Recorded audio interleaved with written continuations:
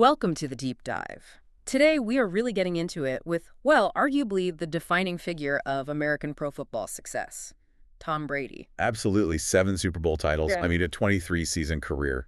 It's staggering. It really is. And our mission here is to go, beyond just the highlights, the wins, Right. and really understand the context, some of those early struggles, which might surprise you, and what's driving him now post-playing. And I think it's crucial you have to start at the beginning, because the core of his story, maybe still, is that he was the ultimate underdog. Okay, let's definitely unpack that. That single fact that just blows people's minds, even now. Yeah, the 2000 NFL draft, he goes 199th overall. Sixth round. 6th round. I mean, people call it the biggest draft steal in NFL history. And it's hard to argue, isn't it? No argument here. It completely changed how teams thought about finding quarterbacks. And that set up, 20 seasons with the Patriots, then those final 3 really interesting years with Tampa Bay. And, yeah, 7 rings total. But before the NFL, even getting on the field at Michigan, that was a battle in itself. Our sources show his time there, 95 to 99, was, well, tough. Oh, incredibly tough. He shows up, finds himself 7th on the depth chart. 7th. Wow. And the sources, they really detail the anxiety. He was actually thinking seriously about transferring out to Cal Berkeley. So it wasn't guaranteed he'd even stick with football at that level. Not at all. And that's where you see the mental side starting to develop. He leaned heavily on a sports psychologist, worked weekly with Greg Harden, the assistant AD, just building confidence. So that grit was there early. Absolutely. It paid off. Once he finally got the starting job, he went 20-5. Solid record. And that Orange Bowl, the 2000 Orange Bowl against Alabama, that feels like classic Brady before he was Brady. Exactly. Down 14 points twice, leads them back, wins it in overtime. That comeback kid thing, it started right there way before the NFL knew him. Okay, so he gets drafted, lands in New England in 2000, and basically disappears for a year. Pretty much. 4th string QB, completed, 1 pass all season? 1 pass, 6 yards. Basically a ghost, statistically. Just waiting for a chance, you know? Until week 2, 2001, Drew Bledsoe takes that massive hit from Mo Lewis, internal bleeding. He's out. And suddenly, Brady's in. Was it genius planning by the Patriots? Probably more like depth chart necessity, right? Right, just next man up, but he grabs that chance. He really does. Goes 11-3 as the starter, makes the Pro Bowl that year. Just phenomenal. But then the playoffs arrive and boom, controversy. Right away. Yeah, sets the tone, doesn't it? The tuck roll game against the Raiders. Okay, refresh us quickly. What was the core issue there? Why is it still debated? Well, the nutshell version is Brady looks like he fumbles the ball late in the game, potentially ending it. Right, Raiders recover. Okay. Game over. But the refs review it, and based on the tuck rule at the time, they rule his arm was moving forward, making it an incomplete pass, not a fumble. Ah, the tuck. Got it. Kept the drive alive, Patriots win, head to the Super Bowl. It was divisive. Super Bowl Ep66. They're huge underdogs, 14 points, against the Rams, the greatest show on turf. And this is where you see that clutch gene again. Game tied, clock winding down. Most people, even John Madden on the broadcast, are saying, play for overtime. Just run out the clock, yeah. But Brady, no. Leaves them right down the field, calm, precise. Sets up Adam Vinatieri for that 38-yard field goal. Bang! Win. And he's, what, 24 years old? 24. Youngest QB ever to win a Super Bowl at that point. The dynasty had officially begun. And that dynasty, it just dominated the sport for, what, almost 2 decades? The numbers are kind of mind-boggling. They really are. 17 division titles with him, under center for the Patriots. 6 Super Bowl wins during that span. Yeah. In the salary cap era, that kind of sustained success, it's almost unthinkable. What made it work for so long? Was it just him? Belichick? It was a complex dynamic, wasn't it? You had Brady's individual brilliance, obviously, 3 NFL MVPs, that first ever unanimous MVP in 2010, Right. and the 2007 season, going 16 on the regular season. Just perfection.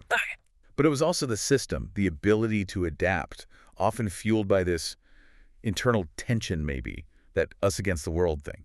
Which brings us to the controversies. And we have to touch on Deflategate. We'll stick to the facts reported in our sources here. Keep it neutral. Okay. So after the 2015 AFC Championship game, the investigation happens. The report comes out, 243 pages, and finds it was more likely than not Brady was, quote, generally aware of footballs being intentionally deflated. And the league suspends him. 4 games. Commissioner Goodell upholds it on appeal, specifically citing that Brady destroyed his cell phone, which they felt hindered the investigation. Which led to this whole legal battle, right? Federal court, appeals court. Huge back and forth. A judge initially overturned the suspension, but then an appeals court reinstated it. Eventually, Brady just accepted it, sat out the first 4 games of the 2016 season. But the story didn't really end there, did it? There were later reports questioning the whole thing. Exactly. Years later, 2022, Mike Florio reported allegations suggesting the NFL might have maybe fudged some data or hid information. The claim was that most of the Patriots' footballs were actually within the expected pressure range, according to the ideal gas law. So the science itself became part of the debate. It highlights how messy and maybe politically charged it all was. And for Brady, you could argue it just hardened that resolve, that chip on his shoulder. And the proof was kind of on the field that very next Super Bowl, wasn't it? Super Bowl hell-I against Atlanta. Oh, absolutely. That game is maybe the ultimate Brady performance, down 28-3. 28-3.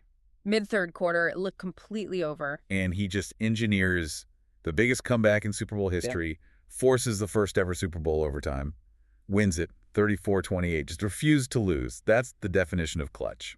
So after 20 years, the Patriots dynasty finally ends. He leaves in 2020. Big shock. Signs with Tampa Bay. Massive move. Huge guaranteed contract. 2 years, $50 million.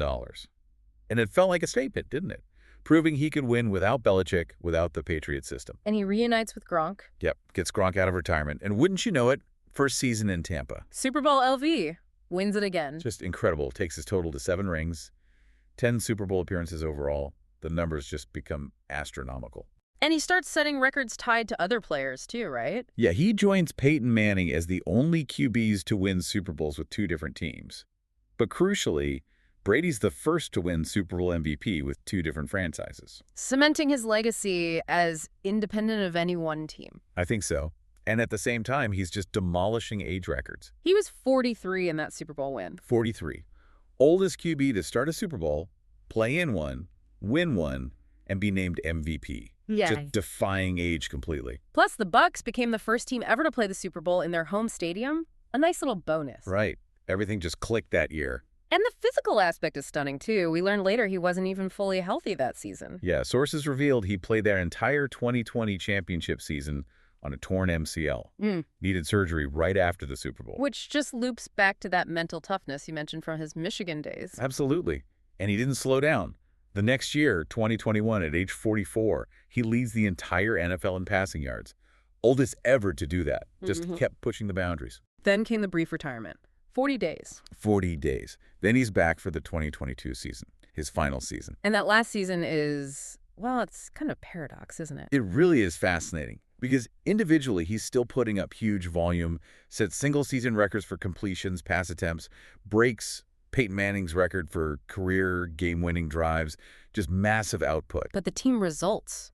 They finished 8-9. It was actually his first losing season ever as a starting quarterback. Wow. After all that winning. It's a really interesting insight, maybe, into the limits of longevity, even for the GOAT. Mac's individual effort doesn't always equal team success anymore, perhaps. But he still retires, holding basically every major career passing record. Yards, completions, touchdowns, wins. Untouchable numbers, truly. So he retires for good in 2023. But he's hardly fading away, is he? The Patriots immediately honored him. Instantly. They waived the usual waiting period for their team Hall of Fame, inducted him in June 2024, retires number 12 jersey. Massachusetts even declared June 12th Tom Brady Day. Proper recognition for someone who defined that franchise for 2 decades. Totally appropriate. And a statue is coming too, I think. Yeah, a 12-foot one in 2025. But he's already pivoted hard into his next career, media and sports ownership, that Fox deal. Record-breaking stuff. Yeah. Reportedly $375 million over 10 years to be their lead NFL commentator, the highest-paid sports analyst contract ever. Well, there are strings attached, right, because of his other ventures. Yeah, it's interesting. Because he's also pursuing minority ownership in the Las Vegas Raiders, the NFL put restrictions on his broadcasting role. He can't, access team facilities or talk to coaches and players in that media capacity during the season. Trying to keep those lines clear. Exactly. And that ownership portfolio is growing fast. He's got stakes in the WNBA's Las Vegas Aces. Who just won the championship. Right. Also Birmingham City Football Club in England, and even an E1 electric boat racing team, Team Brady, which also won its championship. So he's building this global sports brand. Diversifying, absolutely. And of course, there's the TB12 method. His health and wellness brand. The book was a bestseller. It's almost as famous as his playing career. Almost. Known for that very specific diet, the Yes. no tomatoes, no mushrooms, no peppers The thing, nightshades, yeah. right? And other pro athletes have actually adopted parts of it. It shows his influence extends way beyond just football strategy. But not all his business ventures have been smooth sailing. The FTX connection caused real problems. Yeah, that's a big contrast to the on-field success. He was a very public spokesperson for FTX, the crypto exchange. Got paid a lot for it. Exactly. But then FTX collapses, files for bankruptcy, and Brady, along with other celebs, gets named in a class action lawsuit, accused of promoting unregistered securities. And he personally lost money, too. Sources report he and his former wife, Gisele Bündchen, lost somewhere around a combined $45 million in FTX shares they held. A really tough outcome from that endorsement deal. Okay, lastly, just to round out his public profile, we should touch on his connection to politics, which he generally tried to keep separate. Right. He's acknowledged a long-standing friendship with Donald Trump, going back to like 2001. But he stayed out of the political arena itself. Mostly, yeah. He turned down an invite to speak at the 2016 Republican National Convention. He made a point of saying, supporting a friend is different from political endorsement. And he eventually just stopped talking about politics publicly. Yeah, pretty much after Gisele publicly stated back then that she didn't support Trump, it seemed like a deliberate move to keep his public brand focused on sports and business, keep it neutral. Hashtag tag outro. So when you look back at the whole journey, it's just this arc of constant adaptation, isn't it? From that overlooked sixth-round pick to the undisputed GOT, navigating the dynasty, the controversies, pulling off that second act in Tampa, and now this shift into being a major media figure and owner. It really is. The theme is always that relentless drive, that high-volume output. But, that leads us back to that fascinating paradox from his final season. Yeah. He retires with all these untouchable records. Yet that last year, he sets records for attempts, incompletions, peak individual volume, but gets his first losing record. Right. So maybe the provocative thought for you, the listener, is this. If even Tom Brady, pushing himself to the absolute max, couldn't guarantee a winning season in today's NFL at the end, what does that signal about the real challenges and maybe the limits of athletic longevity now? And how will that idea of winning translate for him as he builds this next empire off the field?